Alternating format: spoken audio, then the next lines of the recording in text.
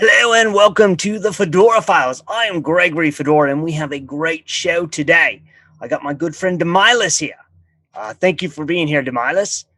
Aloha, Greg. I just sailed in. It's good to see a smiling face. Oh, it's always good to see you. We've had many an adventure in our lives, in many iterations of ourselves.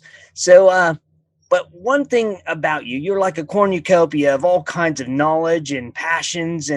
But one passion I know that has been around for a long time is the Tiki culture to you. And Yes. I think it's awesome and it's really cool. And I know you're passionate about it and you have a lot to talk about it. And it's very interesting to hear you talk about it. But I wonder, how did you get interested in the Tiki culture, as it were? Ah, where does the interest stem? I'm so glad you asked. As you can see, it has kind of become an obsession and surrounded my life. Well, I guess ever since the fall of man, humanity has been obsessed with paradise and always seeking to get back to the Garden of Eden. So I would say that obsession was born deep inside, and it was really a passion to escapism, I suppose, and escape the normalcies of life and immerse myself into a foreign environment. Yeah, and it really it's exciting because many cultures have this. Like it's not just a Polynesian thing. Like Native Americans, the Eskimos, even in where in Russia, where Siberia, like they even have totems and stuff Much, like that. much too cold for me. I've Yeah. never been there. No, oh, no, neither have I. I don't want to go there. But for the tiki, it's interesting though that like tiki's, the Polynesian culture, they explored the world. They actually conquered basically the South Pacific, and I mean these were crazy men, like just adventurers. They just went. We're going into the ocean, and they found islands and populated them, and they had this tiki. And so it was these warriors, and I guess some would say there were some cannibals and headhunters, but I mean they were men's men. They were out there doing these things in this culture. And then America came and like Disneyfied the tiki culture, if it were. Can you talk a bit about how it went from like this, like warrior men to cocktails and ladies going out on a Saturday night in Hollywood, and how Yeah. that transformation, like, Yes. Well, as Americans do, we like to commercialize things, right? yeah, In a certain respect. And I could say we can point the early tiki bar beginnings to one Ernst Gant Beaumont. He was from New Orleans. His dad owned a hotel there, and he'd frequently travel with him to Jamaica when he was young and really got into rum.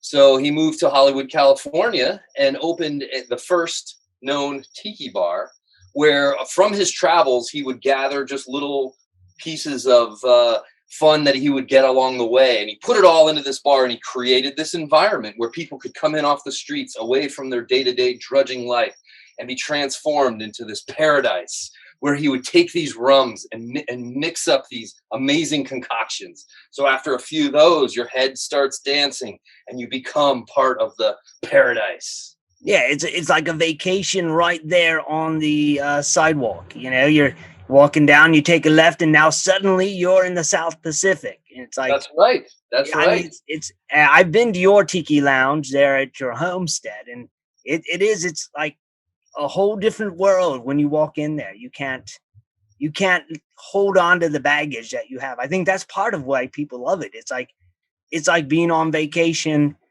and you didn't actually go anywhere. Like, Correct. Correct. And Polynesian pop, specifically popular culture, the Polynesian style became popular in America during World War II or right after World War II. So Don the Beachcomber opened Don Beach. He legally changed his name to Don Beach, and okay, his restaurant was Don the Beachcomber.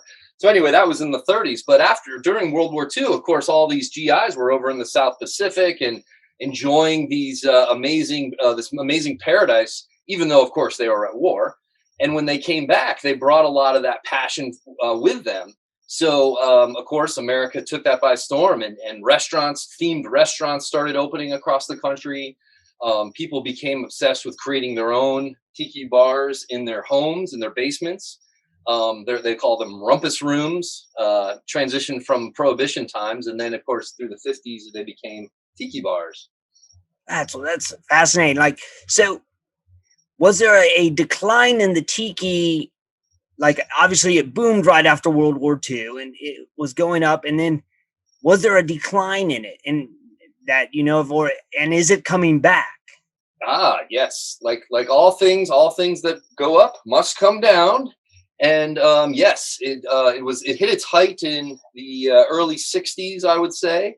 And by the late 60s into the 70s, it became very kitschy, very gaudy.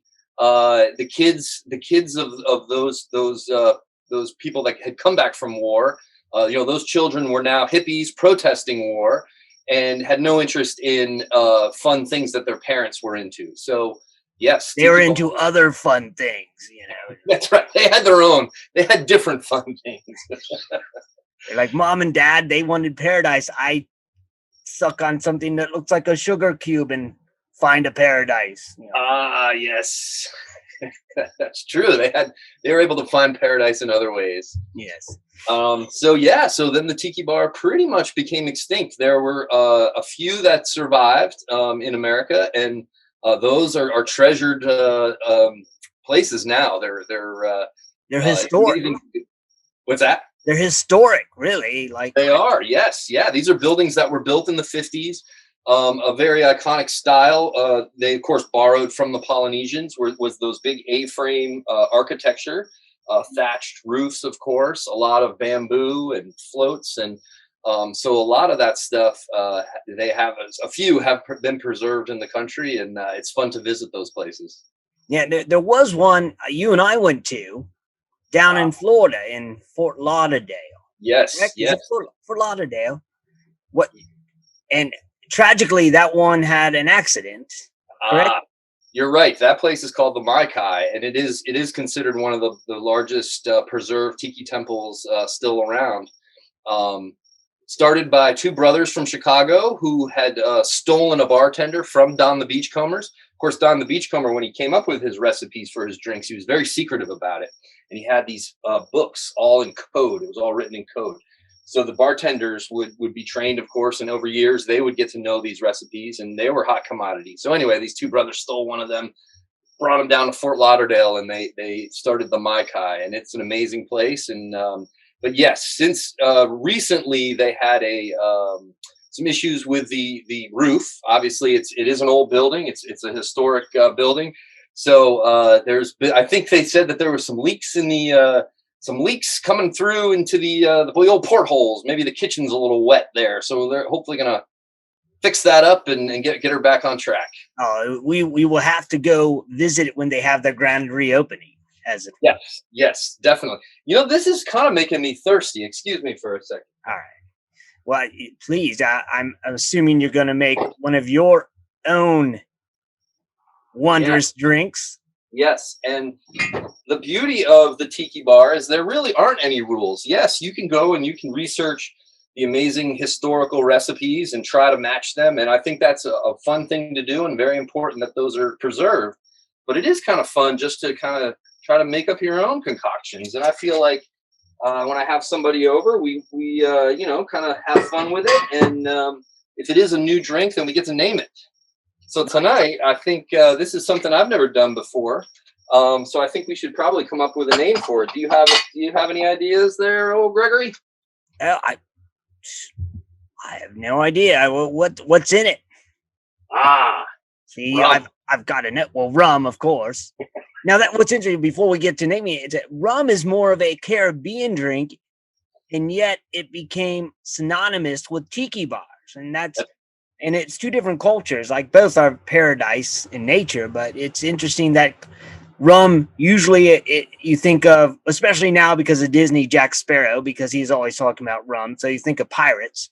Yes, and in that time it was brought into the whole tiki phenom. And so But and back that then, rum was synonymous with tiki bars. Now, a new generation thinks of it as being with Jack Sparrow. Yeah, that's true. Yes, yes. Historically, the Caribbean is the perfect climate for sugarcane, growing sugarcane. So rum has been the staple of the Caribbean for years. Of course, back to the days when pirates were pillaging. Um, so yes, again, that was borrowed for this whole tiki culture, and going back to Dom the Beachcomber, borrowed that idea of taking tropical drinks. Yeah, it was on the other coast and way, far away in the Atlantic from the South Pacific, but why not just mix it all together and create your own paradise, right? Yeah, so he took multiple things and he just created this. So we can all thank Don for Don the Well, the Beachcomber drink for this. for the drink specifically, yes. In the 40s, there came along a fella named Vic Bergeron, and he named himself Trader Vic. And Trader Vic kind of got into the cuisine of tiki, and he researched Chinese and a lot of different cultures from the Far East. And he brought all those recipes into his restaurants, where he would serve these amazing, paradise cuisine from paradise. Nice. And now there is still a Trader Vic's. I believe it's in Atlanta. Ah, yes. He was a businessman, and where Don the Beachcomber just was there for the fun, right? And his ex-wife ended up taking everything. He married a wonderful woman, obviously. He That did. was a lot of fun for a while. Yes, yes. He was a character, and so she kind of came in. She was the business person in it, and anyway, made a lot of money from it. So he left and moved to Hawaii and started a Don the Beachcomber there. For some reason, she let him open one there, and his main office was in a tree house in the International Marketplace in Honolulu. And then below was the restaurant and bar, and that's where he, I think, retired and ended up dying. He was on he had his own houseboat in Tahiti too for a while, so he was a character for sure. But Vic, on the other hand, was a businessman, and he partnered up with Conrad Hilton, so he got his restaurants in a lot of Hilton hotels through the 50s and 60s. And that went on to pay for Paris Hilton and all her. Yes. So we can thank Trader Vic for Paris. Vic had something to do with that, I think. Yes. Now that history tells us. So anyway, those have since become extinct, except for there is a Trader Vic's in the basement of the Hilton Hotel in downtown Atlanta, and there's one in London, England, actually, and I believe there's a few in the Middle East as well. Check TraderVic.com. You can see. Yeah. So what is going in this drink? I'm fascinated. Yeah, I forgot to tell you, an assortment of fruit juices, some syrups, and the finest rums. And that's what you'll see on all the menus of a good tiki bar. They're not specific about what it is because, again, they're very secret with their recipes. And I really like you, Gregory, but I'm not going to give up the secret to this concoction tonight. But we are going to name it. And I think maybe the Funky Fedora could be a possibility. I love it, the Funky Fedora. I wish I could be there to try it. Nice. I'm sorry that I have to tease you like this virtually. Well, another. Let me just talk a little bit about how tiki has influenced different types of art. Yes, please. Of course, when these tiki bars around the country were being developed, they would create a logo, a brand for their specific tiki bar, which included the signage, matchbooks, cocktail napkins, glassware, of course, right?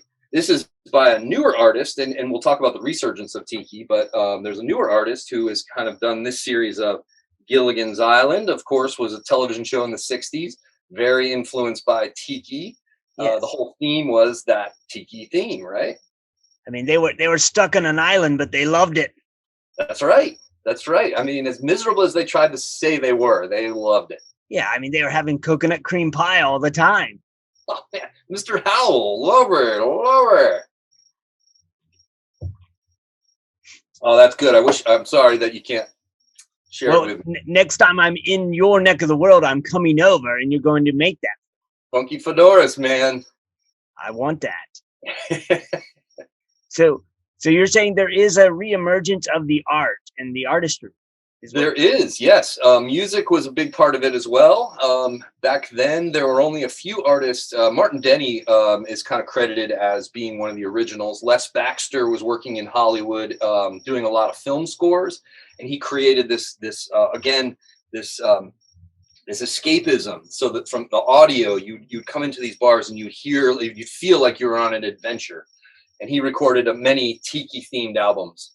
And inspired by that was Martin Denny, who was working in a nightclub in Honolulu, and started kind of messing around with exotic sounds in his music. And one night they were playing, and there's a kind of a fountain, kind of on the side, and one of the guys in his band started doing these bird calls during the song, and the crowd loved it. They thought that was great. So then, of course, when they recorded their next album, they got him to come in. Augie Cologne was his name. He played the bongos, or the rhythm section in the band, and he did these amazing bird calls on their album. So you can hear that on Martin Denny's Exotica album. There, that's fascinating. Like I said, you all these little tidbits about the culture that people don't like. That when they think of tiki, they just think of the little statues and and that's about it. They don't realize the vastness, the drinks, the songs, the music, all came together, and how that still is out there, and it's still celebrated in different ways and around the world. Like you said, that there are still some Trader Vic's around the world that still exist, and a few of the bars from the 50s that are trying to be maintained. Yes. And anyone that's obsessed with mid-century culture and art will know that there are some really good ones still around. But then there is this new resurgence with the resurgence of or the popularity of craft cocktails and theme bars. Of course, there are some really good tiki bars that have opened up around the country. So it is fun when you're on your travels to kind of look up and see whatever city you're going to, look up and see if they have a tiki bar. And 9 times out of 10, you're gonna really enjoy it. Yeah, definitely. Have you yourself ever thought of opening your own tiki bar? Oh, only when I'm in here do I think about it. I figure, hey, if I could charge $14 for a funky fedora, maybe that's not a bad gig, right? No, I think you would fit right in. Oh, thank you. As always, it's always fascinating to sit here and talk with you about these things, and I'm so glad you came. And there's so many other things that you and I could talk about. And I will have to have you back, or I will have to come down to where you are. Ooh, we'll do the show right there in your little tiki room. I would love it. I like I say, the tiki bar is always open. So come on down and let's do part 2 soon. Oh, very soon. We will have to do this. And I thank you again for joining us. And those of you who are listening, thank you for listening. Stop by fedoracrt.com to listen to the other Fedora files and some other fascinating things that are all there. And I might have a link or two to some tiki places where you can check out at the Fedora CTR, so you can go and wander around the country and see some of these amazing architecture and amazing places that have been around for a while. Until next time, stay safe and keep searching.